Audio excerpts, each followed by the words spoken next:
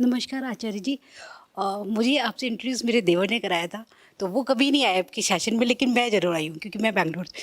मेरा आपसे प्रश्न है कि जो आज की नई पीढ़ी है, वो अपना करियर यूट्यूबर बनने में ज़्यादा देखती है क्योंकि उसमें पैसा है और फेम।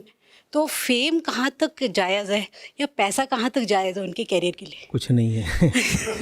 ये भी 5, 10, 20 होंगे जिनका आज के लड़कों ने देख लिया है। यूट्यूब पर तो कितने करोड़ चैनल हैं, उनको कहाँ पैसा मिल रहा है, कहाँ फेम मिल रही है। नहीं, जैसे वो दिखाते हैं व्लॉगर्स वगैरह अपनी अरे गाड़ियाँ आ कितने गई हैं। हैं, जो फेमस हो रही है, जिनके बहुत सारे अरे भाई, तो सब्सक्राइबर्स जो हैं। फेमस हैं वो तो किसी भी क्षेत्र में पैसा कमा रहे हैं। कोई भी क्षेत्र हो, उसमें जो ऊपर के 10-15 लोग होते हैं वो तो पैसा कमाते ही हैं और प्रसिद्धि भी पाते हैं, कोई भी क्षेत्र हो। नहीं, पर उसको देख देख के काफी ऐसे लोग तो हैं किसी जिन्होंने और व्लॉगिंग क्षेत्र में क्यों नहीं चले जाते, वहाँ पे भी। शुरू कर दिया है और वो सारा यूट्यूब सुनिए उसी से तो भरा पड़ा सही, रहता है। आप किसी भी क्षेत्र में हैं, अगर उसमें शीर्ष पर हैं तो पैसा प्रसिद्धि मिल ही जाएगा।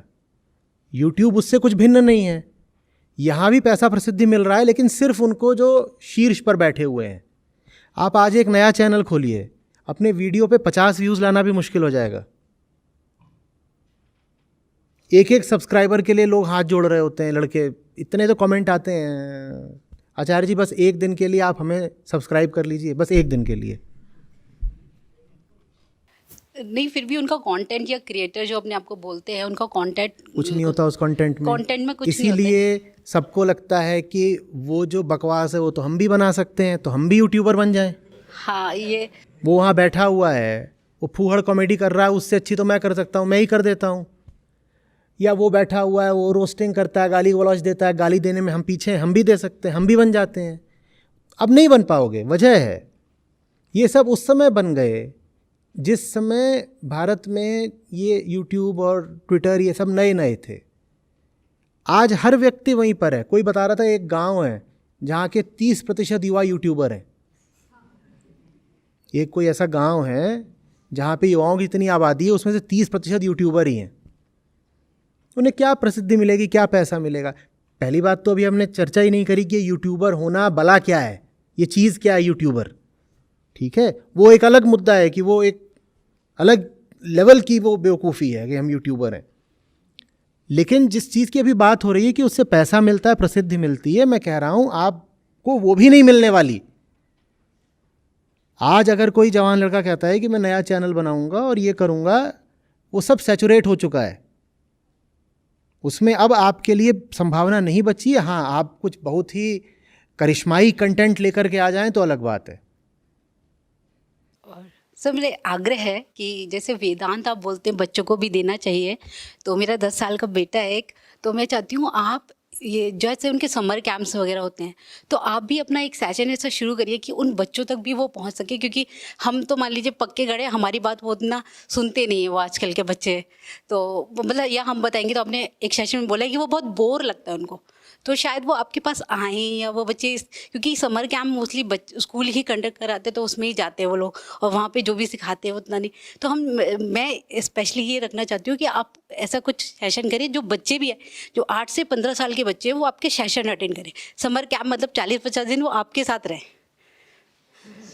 तो जीवन में कुछ मतलब, क्योंकि वो नई पीढ़ी है। और आप बोलते हैं हम तो आधे में जैसे अधर में होते, कभी इधर कभी उधर, तो कम से कम कुछ समझ ही नहीं रही कि कितना खतरा है। सर एकदम भोलेपन की बात कर दी। 40 दिन मेरे पास रहने के बाद वो आपके पास जाएगा? कोई बात नहीं, पर कुछ अच्छा तो करेगा अपने जीवन में, कुछ ऊंचाई तो पाएगा। ये है। देखिए, इतनी निस्वार्थता सब माँओं में नहीं होती ना कि मेरे में बच्चे तो की है। भलाई अगर आचार्य जी के पास है तो उन्हीं के पास रुक जाए। माएँ आक्रामक हो जाती हैं। नहीं नहीं, ऐसा कुछ नहीं है। ज्ञानी, क्योंकि गुरुओं के पास तो हमारे कृष्ण जी और राम जी ये सब भी गुरुकुल में ही पढ़े हुए हैं सर। तो वहाँ पे इतने अच्छे अच्छे तरीके से अगर बच्चे को हर उसका चौतरफा विकास होगा, तो क्यों नहीं जाना चाहिए। ये साधुवाद है आपको, अगर आप में इतना प्रेम है अपने बच्चे के लिए, पर अधिकतर ऐसा पाया जाता नहीं। पर बहुत अच्छा भाव है आपका, कल्याण हो आपका, बहुत अच्छी बात हुई। मैंने आप लोगों से, वयस्कों से बात करनी शुरू की, उससे 10 साल पहले से मैं बच्चों से बात कर रहा हूँ। तो उनको शिविरों में भी ले जा चुका हूँ, वो नाचे भी हैं, गाए भी हैं, सीखा भी है उन्होंने, पढ़ा भी है खूब। ये सब पहले हो चुका है। उनके लिए लंबे चौड़े क्लासरूम कोर्सेज भी चले हैं।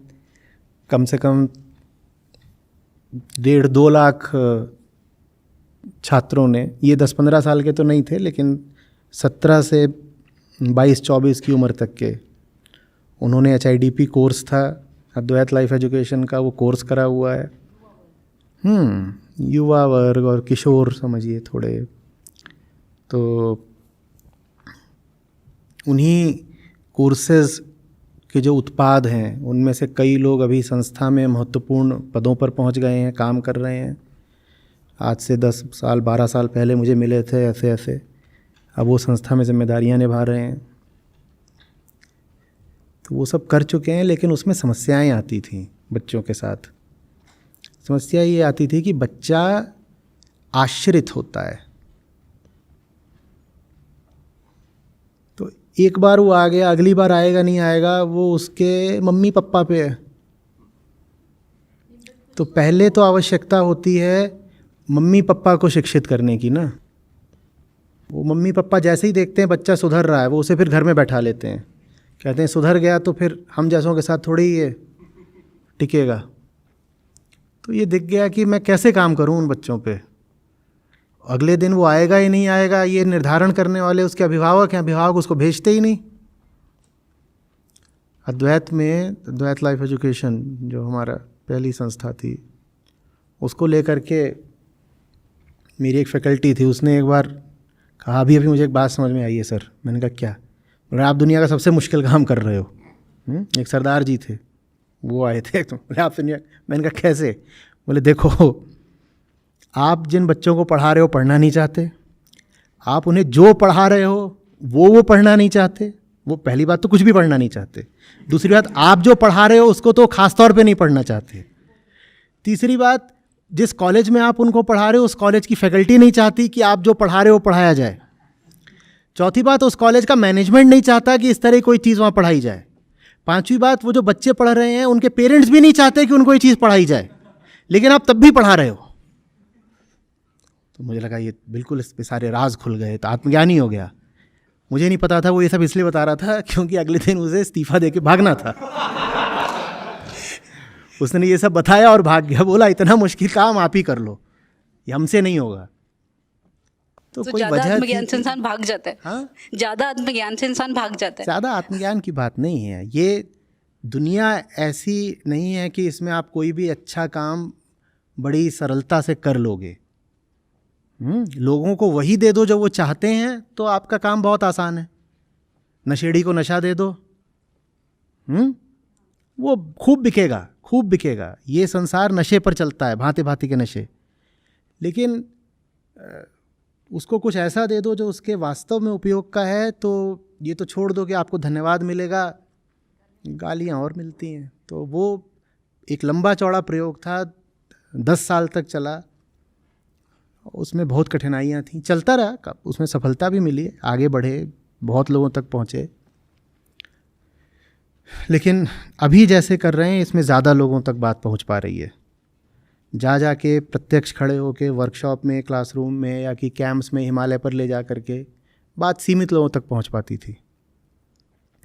तो बाकी वो कोर्स अभी भी कोई ऐसा नहीं है कि समाप्त हो गया है। अभी पिछले महीने से ही वो पुनः आरंभ हुआ है और उसको चलना चाहिए। पर वो तभी चल सकता है जब जो स्कूल का मैनेजमेंट है और जो पेरेंट्स हैं उनमें थोड़ी सद्बुद्धि हो, क्योंकि इतनी ऊर्जा अब हमारे पास नहीं है कि जा कर के खुद खड़े होकर के ज़ोर आजमाइश करें।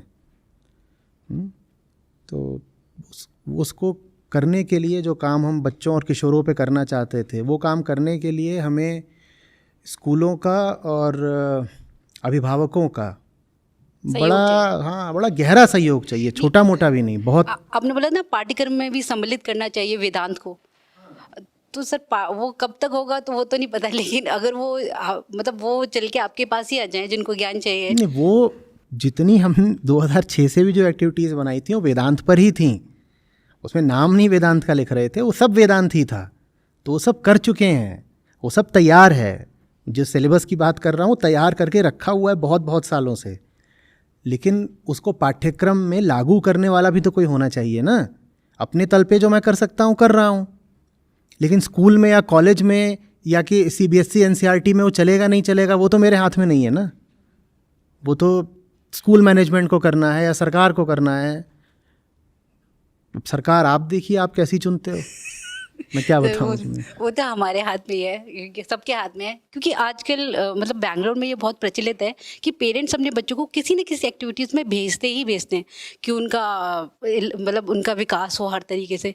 तो अगर जैसे स्कूल से कांटेक्ट करके आप लोग वैसे ही रन कर दें या बच्चों को वैसी उससे ज़्यादा लोगों तक आप पहुँच भी सकेंगे।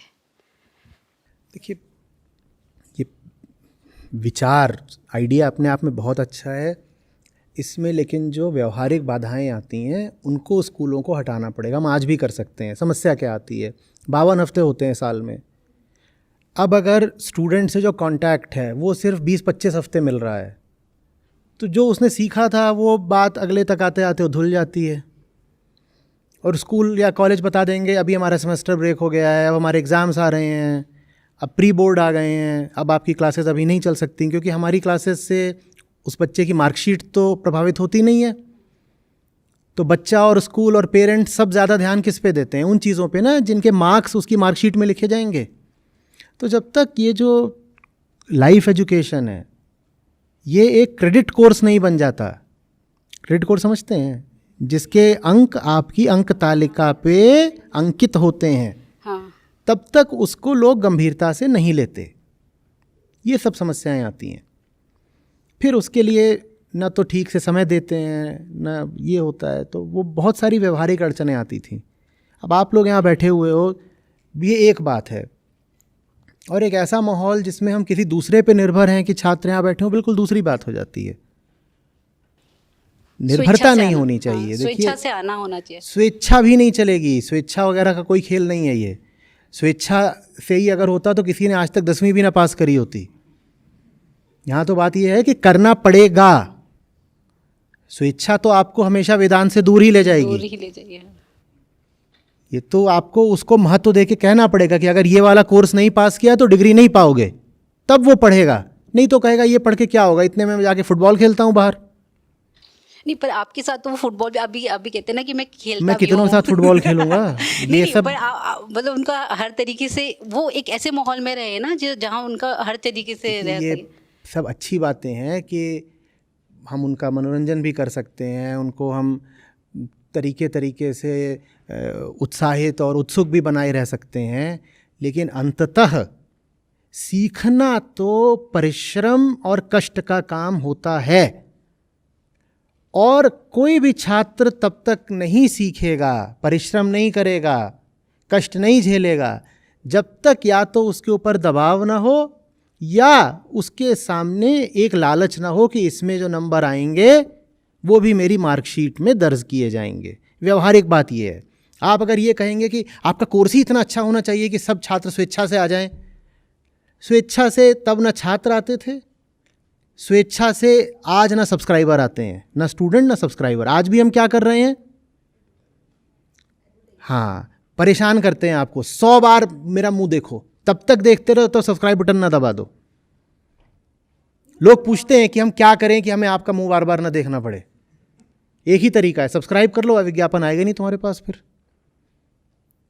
तो ये जो हमारे अंदर भ्रांति है कि कोई अच्छी चीज़ होगी तो हम खुद ही उसकी ओर चले जाएंगे ना, ये सबसे गहरी भ्रांति है। हम लोग ही बुरे हैं, हम अच्छी चीज़ की ओर अपने आप कैसे चले जाएंगे।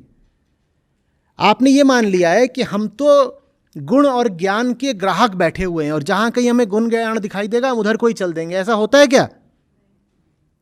अभी यूट्यूब की बात आप कर रहे थे, यूट्यूब पे जिनके सबसे ज़्यादा सब्सक्राइबर्स हैं वो उन्होंने ज्ञान दे करके सब्सक्राइबर इकट्ठा करे हैं।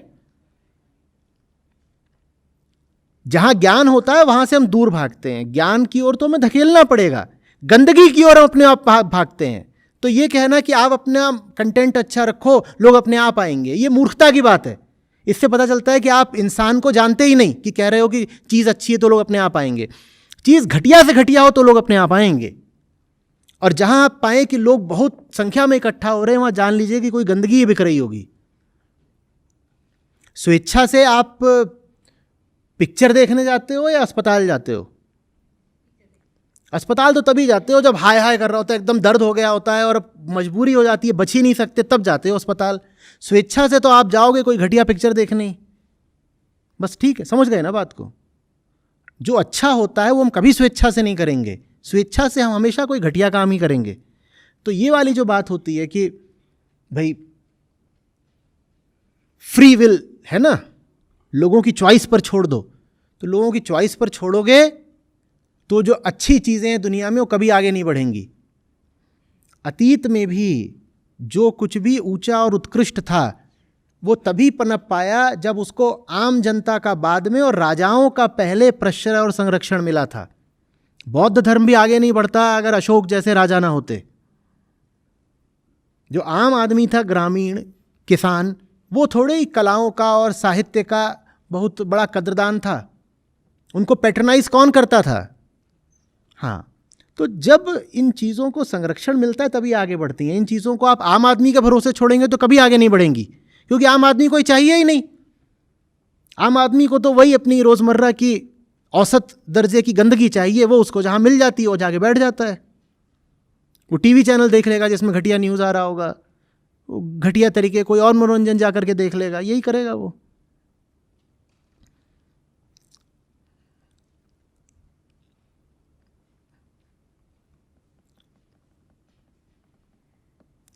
ऊंचाइयों पर हमेशा श्रम लगता है, गिरना आसान होता है। जहां बहुत सारे लोग देखें, जान लीजिएगा कि यहां जरूर मामला गिरा हुआ है। ऊंचाइयों पे तो आप पाओगे कि अकेलापन है, सूनापन है, कोई एकाध होगा वहां मिला होगा, श्रम करके चढ़ा होगा।